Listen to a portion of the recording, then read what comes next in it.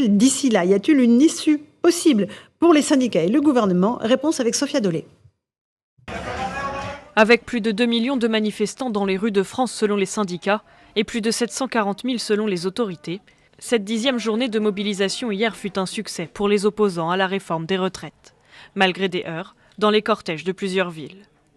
Pour maintenir la pression, les syndicats ont annoncé la poursuite de blocages localisés et une prochaine journée de mobilisation le 6 avril prochain. Et ce, malgré l'invitation d'Elisabeth Borne en début de semaine prochaine. La Première ministre appelle à apaiser les tensions. Ma conviction aujourd'hui, c'est qu'il ne faut pas chercher à renforcer les craintes, qu'il ne faut pas chercher à attiser les colères. Aujourd'hui, il faut apaiser le pays en rassemblant les bonnes volontés, toutes celles et ceux, au-delà des clivages, qui sont prêts à trouver des solutions. Mais pour le secrétaire général de la CFDT, Laurent Berger, et Luc Faré, le secrétaire général de l'UNSA Fonction publique, ce rendez-vous ne se fera qu'à une condition. Si on me dit vous ne pouvez pas en parler, ils sortiront de la salle ou alors on partira. Mais on va parler des 64 ans, on va parler de ce qui se passe aujourd'hui dans notre pays. Si nous parlons bien recul de l'âge légal de 62 à 64 ans et que l'on retire cet âge légal et que nous mettions en suspension cette réforme, alors oui, l'UNSA pourra participer, mais ça se décidera avec l'intersyndicale. Syndicats et gouvernements ont également les yeux tournés vers le Conseil constitutionnel. Les sages rendront leur avis sur la constitutionnalité de la réforme des retraites le 14 avril prochain.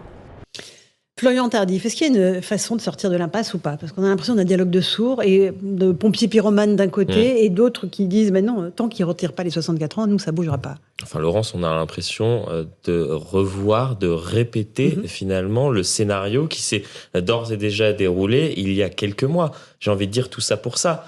Ces journées de mobilisation, cette impasse dans laquelle se trouve actuellement l'exécutif pour finalement se retrouver la semaine prochaine avec des syndicats invités à Matignon pour discuter du travail et des syndicats qui veulent discuter retraite et qui veulent discuter notamment du recul de l'âge légal de départ à la retraite de 62 à 64 ans. C'est également c'est la situation dans laquelle nous étions il y a de cela plusieurs mois maintenant.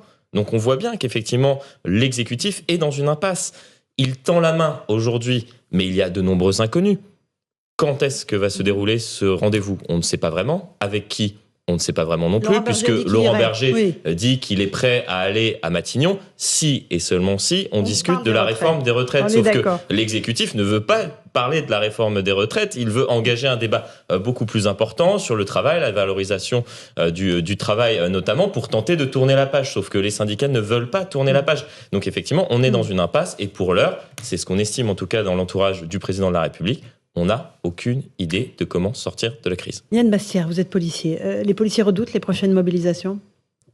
Comme toutes celles qui se sont déroulées là, les deux dernières semaines, bien sûr.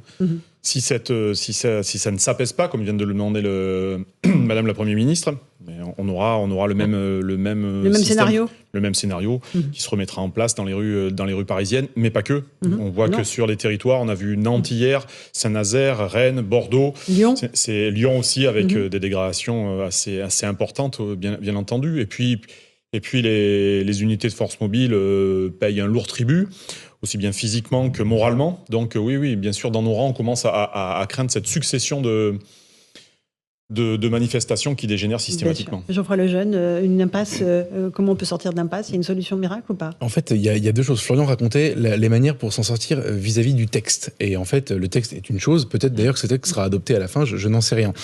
Mais moi, il me semble que ça fait très très très longtemps que le problème dépasse de très loin le seul texte de la réforme des retraites, enfin le projet de loi rectificatif pour la réforme des retraites, et que même ça, maintenant, ça a agrégé beaucoup d'autres colères, et que le problème, il est d'une toute autre nature. Et à cette aune-là, j'aimerais juste faire un commentaire. Je vois bien la manière dont le gouvernement, vous savez, a mis son costume martial depuis les événements de Sainte-Soline.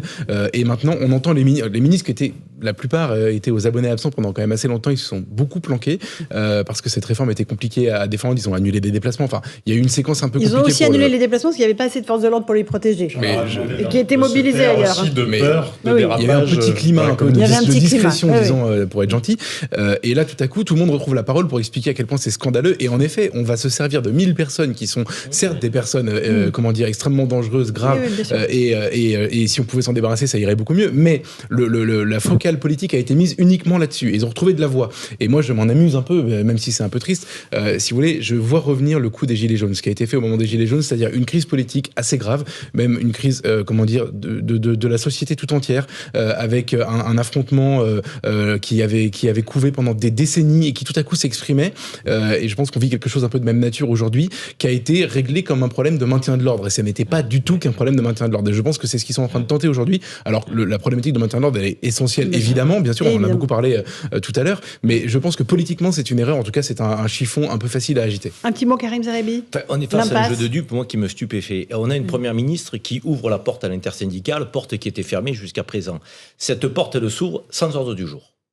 On ne sait pas de quoi ils vont parler. Elle parle d'apaisement, mais apaiser à partir de quoi? En parlant de quoi? On ne le sait pas. Laurent Berger dit « je suis prêt à y aller », mais il ne connaît pas l'ordre du jour. Or, s'il rentre dans la pièce, il va dire « est-ce que les 64 ans sont à l'ordre du jour ?» Non, ils ne sont pas à l'ordre du jour. Il va tourner les talons, ils vont repartir. Je veux dire, ça n'a ni queue ni tête, ce à quoi nous sommes confrontés, là. Je veux dire, si c'est comme ça qu'on compte apaiser la situation dans le pays, je ne sais pas, je dirais, comment on va y parvenir. J'ai l'impression, moi, que c'est le dernier coup de poker d'Elisabeth Borne. Elle n'a plus aucune carte dans sa botte. Donc, et là, elle se dit, je vais les attirer vers moi, je vais essayer de briser l'intersyndicale, un Laurent Berger que je vais essayer de détacher des autres, d'autant qu'il y a un congrès de la CGT où peut-être que c'est la frange dure qui va l'emporter, donc, parce que faut voir ce que prend Martinez dans le cadre de ce congrès qui se déroule à Clermont-Ferrand. Il prend cher, hein. Donc on lui explique qu'il a dit oui à la médiation, mais à partir de quoi, de quel mandat, les travailleurs sont pas d'accord.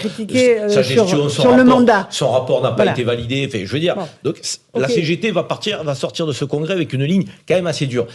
Moi, je pense que c'est la dernière carte d'Elisabeth Borne, mais sans projet, sans vision, sans cap. Je veux dire, elle essaye de sauver sa tête, ni plus ni moins. Bon, allez, une petite pause. Je vous passe la parole juste après, Jean-Sébastien. Je sais que vous avez beaucoup de choses à nous dire sur la réforme des retraites. On verra aussi ce qui s'est passé à Lyon. Les commerçants sont désespérés avec toute la casse qui s'est produite lors des dernières manifestations. 8h15, on se retrouve en direct sur Europe 1 et sur CNews dans Punchline. L'appel à l'aide des commerçants à Lyon, je vous en parlais il y a quelques instants, après les dégâts lors de la manifestation d'hier. Des commerçants qui sont désespérés et qui voient les prochaines manifestations se profiler avec une grande inquiétude. Reportage Corentin Brio, Stéphanie Rouquier et Régine Delfour. Pour les habitants de Lyon au lendemain des manifestations, ça commence à devenir une habitude. On ne rend pas forcément compte, mais ouais, effectivement, je vois les dégâts, ouais. Ah oui, ouais, effectivement, ouais. Oui, et puis la pancarte aussi, ouais. À Lyon, comme dans plusieurs grandes villes de France, il y a eu des débordements et de la casse au lendemain des manifestations. Entre les vitres brisées et les tags, les riverains comprennent la contestation, mais pas la violence. Ah, ça me désole parce que je pense qu'il y a d'autres façons que de taguer, de casser pour se faire entendre, mais bon, après, qu'est-ce que vous voulez que je vous dise, hein ? C'est particulier parce qu'on voit tous les dégâts et c'est... Moi, je soutiens le mouvement des manifestants. C'est vrai qu'après toute forme de violence, honnêtement, je suis dubitative par rapport à ça. Avec 18 interpellations et 35 membres des forces de l'ordre légèrement blessés, l'atmosphère était électrique sur cette journée de mobilisation. Résultat, la boulangère du quartier a des craintes à chaque manifestation. Qu'ils arrivent à rentrer et puis qu'ils fracassent la boutique, quoi. C'est surtout ce qu'on craint, ouais. On était enfermés à l'intérieur dans notre laboratoire en attendant que ça passe, quoi. Vous avez entendu les bruits de... Oui, les bruits, les étincelles quand ils lancent les bombes à fumigène et c'est vrai que ça devient très stressant. Lors de la prochaine journée de manifestation le 6 avril, Lyon et ses habitants espèrent que le mécontentement sera exprimé d'une manière plus paisible, avec moins de tension et plus de raison. Yann Bastière, délégué national Unité SGP, vous êtes policier, vous avez un espoir pour les prochaines manifestations ou pas? Non, ce seront les mêmes causes produisent les mêmes effets, on est d'accord? Très probablement. Je vois pas ce qui pourrait changer le système qui s'est un peu radicalisé avec ces black blocs et qui, voilà, on le voit sur vos images, c'est juste destruction. Et pour des commerçants qui qui essayent de survivre après la crise sanitaire, le Covid, aussi bien les petits commerçants, comme on vient de voir cette boulangère, que les restaurateurs. Sur le parcours, on a vu des chiffres où il y a des pertes quasiment totales de chiffre d'affaires le jour des manifestations. Donc nos collègues gèrent le maintien de l'ordre au mieux. Ensuite, permettre à la vie sociale de perdurer, ça devient très compliqué pour nous.